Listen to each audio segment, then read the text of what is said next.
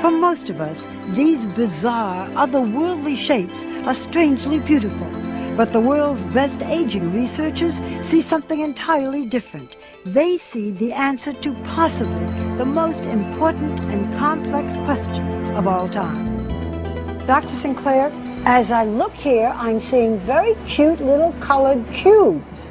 Well, these little cubes are actually the protein in our bodies that we believe controls the aging process. If he is right, Dr. David Sinclair has found one of the genetic keys that will reset our biological clocks. I think we've passed a turning point in our understanding of the aging process. How did he discover these proteins?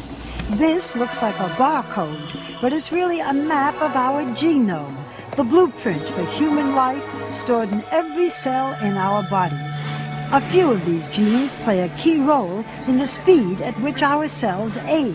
Dr. Sinclair randomly tested tens of thousands of cells, searching for the chemical that would activate those genes. We found them by accident. We stumbled upon this molecule from red wine.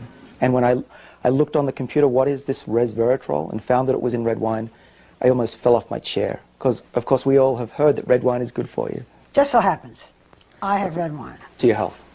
How much of this would I have to drink to really make a difference? Well, our experiments tell us probably about 1,000 bottles a day. So that was not the solution. Dr. Sinclair then went back to the lab and found a way to make resveratrol 1,000 times more potent. So what does it do in the body? Well, what we have discovered is that resveratrol works on a gene which is called SIRT1, and this is a gene that controls the aging process. Resveratrol seeks out that gene and switches it on. And with that gene activated in the mouse on the right by a high dose of resveratrol, she quickly turned into a mini Olympian, running twice as far as the untreated mouse on the left.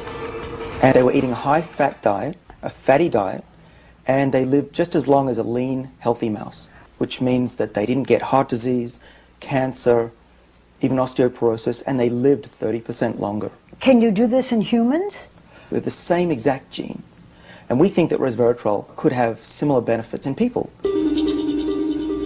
Realizing the blockbuster potential for his new pill, Sinclair teamed up with biotech entrepreneur Chris Westphal, together raising more than $100 million for further research. And we think that we can increase healthy lifespan. So if you're in your 80s, you'll be behaving as if you were in your 50s. In the first human trial, a form of resveratrol successfully treated type 2 diabetes, one of the major diseases of aging. If everything goes very well, we will seek regulatory approval from the FDA in the next 5 years. I think a lot of people will say you're raising expectations. This can't possibly happen. My answer to that is, I agree, but it's true. What else can I say? Aging is really a set of diseases, and if we slow them down and cure them, people will live longer, healthier lives. And you're talking especially now about diabetes and Alzheimer's? So the major killers of Western society are exactly the diseases that should be able to be treated with the drugs we're developing. Well, you know what, Doctor? Cheers. To the future.